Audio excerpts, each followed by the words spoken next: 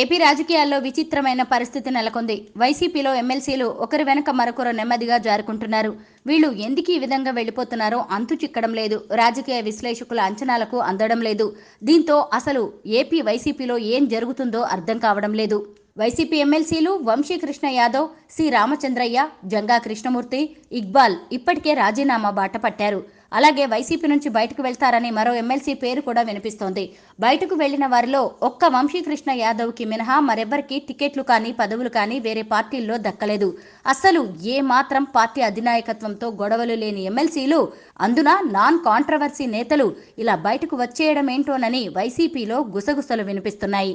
పైగా వీరేమన్నా తమకిచ్చిన ఎమ్మెల్సీ పదవుల గడువు ముగిసే సమయంలో వైసీపీకి రాజీనామా చేశారా అంటే అది లేదు. 2024 ఎన్నికల తర్వాత కూడా 2 ఏళ్లు 3 ఏళ్ల వరకు చట్టసభల్లో ఉండే అవకాశం ఉన్న వారే వీళ్లంతా.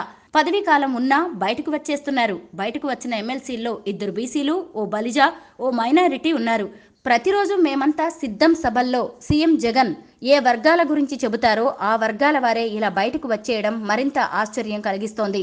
పదవి పోయాకో పదవుల కోసమో వెళ్లే రాజకీయ నేతలున్న ఈ రోజుల్లో పదవులను సైతం వదులుకొని వైసీపీ నుంచి బయటకు వెళ్తున్నారంటే అందరికీ తెలిసిందే. వాళ్లకు అర్థమైపోయి ముందు జాగ్రత్త పడుతున్నారని అనుకోవచ్చంటున్నారు.